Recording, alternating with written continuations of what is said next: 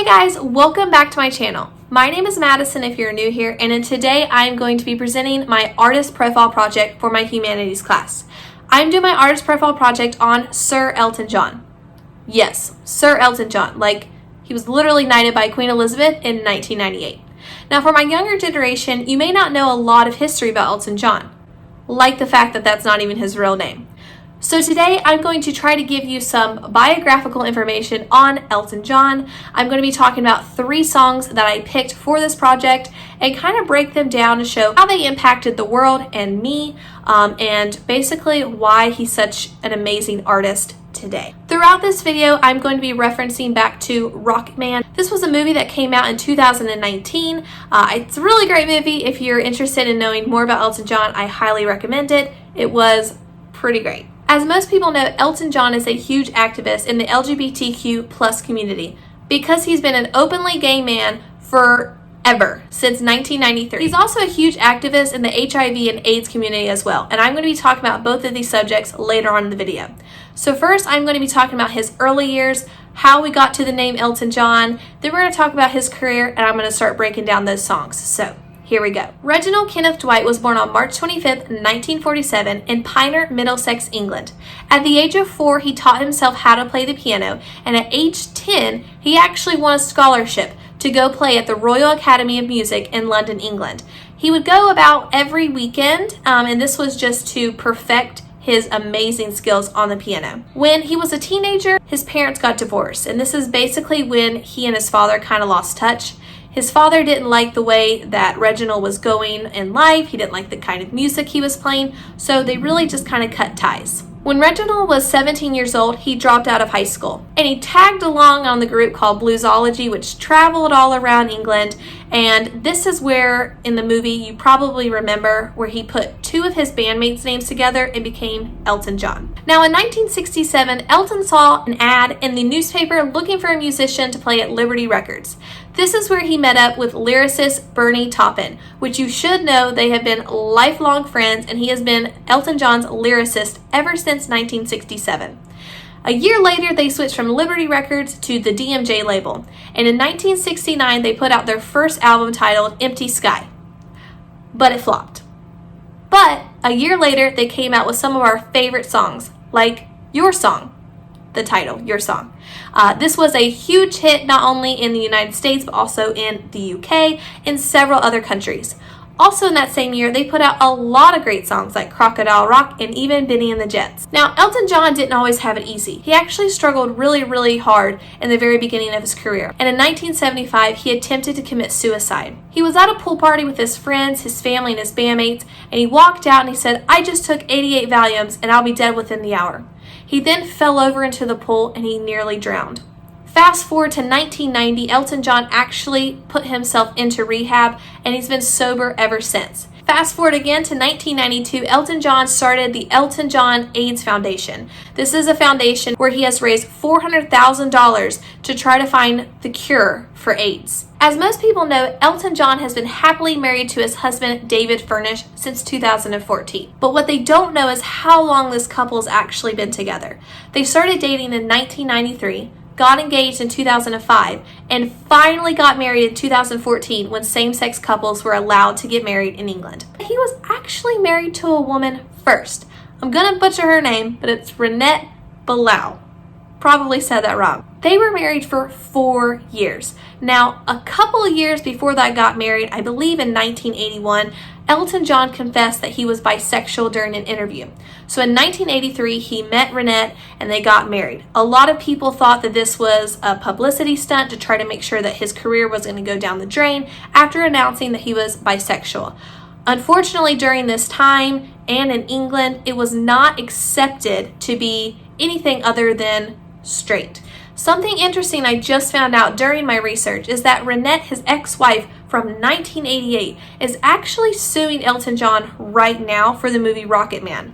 Apparently when they got divorced, they had an agreement that they weren't going to cause any harm or damages to each other, and she is suing him for damages for portraying her in the movie Rocketman. She's suing him for $3.8 million.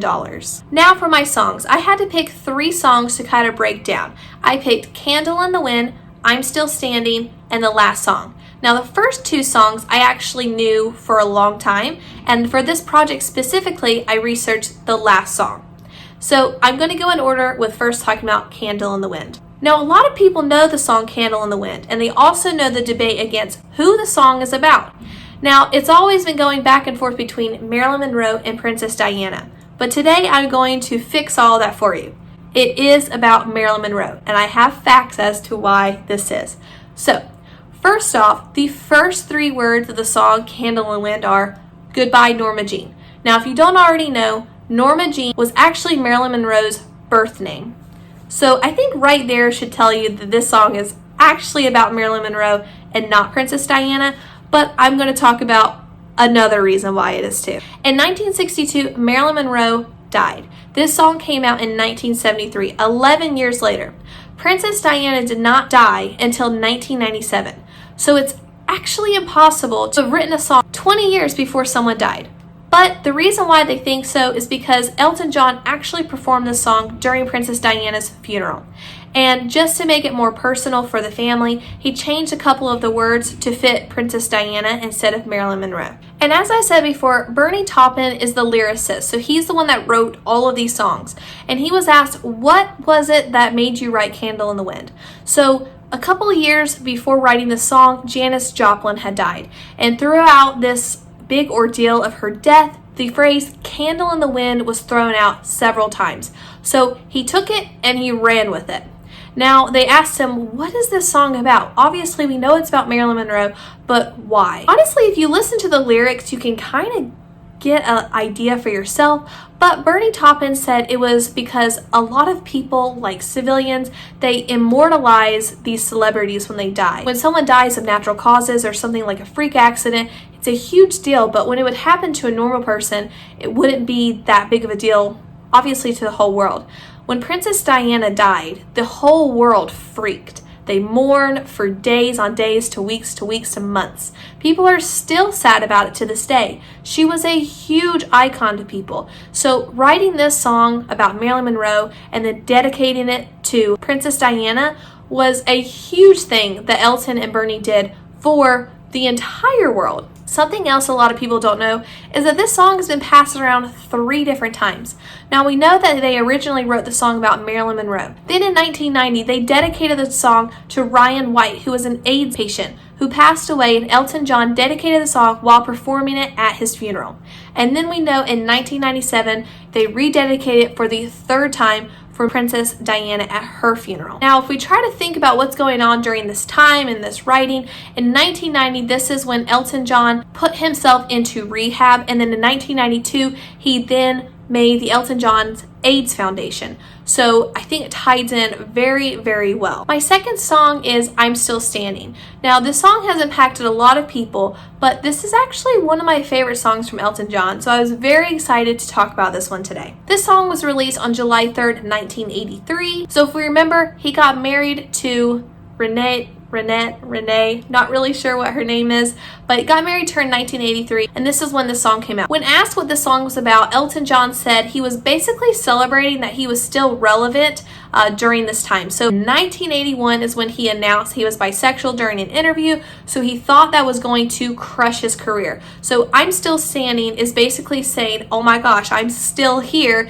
even after what I just did. I'm still here. There were a lot of people in the same genre of music that started coming in at this time, so he had a lot of competition, so he was very excited that people are still listening to him, and they're still listening to him to this day. When first doing research about this song, I saw an article saying that this was a song for healing after a breakup, and I took this and I did a whole other interpretation of this song, but then found this later on, and it's not even close. But a lot of people have taken this song as to heal from a breakup, heal from something toxic that went on in their life. And so I believe it has impacted a lot of people. It's definitely impacted me. I feel like as a stay-at-home mom who's going to school full-time, as an Army spouse, at times it just seems like everything is just compiling down on you. But at the end of the day, I'm Still Standing. A fun little fact about this song, they recreated this music video in the movie Rocket Man.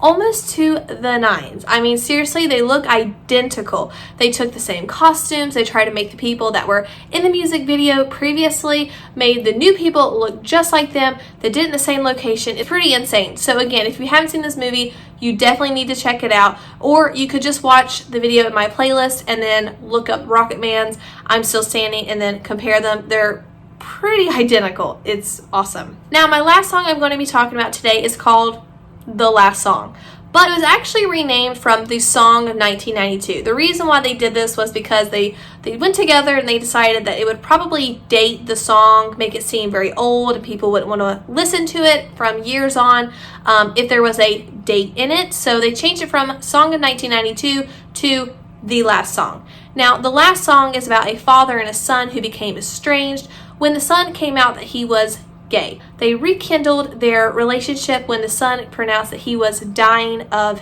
AIDS. So if you remember, in 1992, Elton John started the Elton John AIDS Foundation. This is the same year that he wrote the song as well. And it's also a year after Freddie Mercury died from AIDS. If you don't know who Freddie Mercury is, he was the lead singer of Queen. He died at the young age of 45 because of AIDS. During this time, AIDS was a death sentence. Still to this day, there hasn't been much success, but they are working on it, including the foundation that Elton John started, putting up $400,000 to find the cure of AIDS. I think the way that this song has impacted the world is just shedding light on a topic people didn't really want to talk about back then, and really still to this day.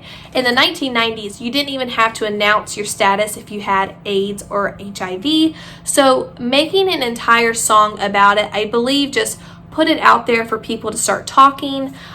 It's just very privatized. It was just not anything to be proud of. It was just very, very scary. So I feel like Elton and Bernie writing this song, singing it out his foundation, starting this foundation at the same time frame was just very important and really just a smart move. Also, it being 1 year after Freddie Mercury died from AIDS, I just feel like it brought this topic into play and now will be talked about forever.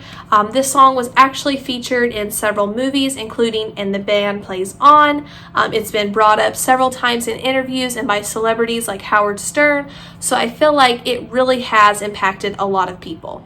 Now, trying to wrap up this entire video, I truly believe Elton John is a phenomenal person. Not only as a singer, because let's get real, he's amazing. He has put out so many songs that has touched our heartstrings, has really just done an amazing job throughout his entire singing career.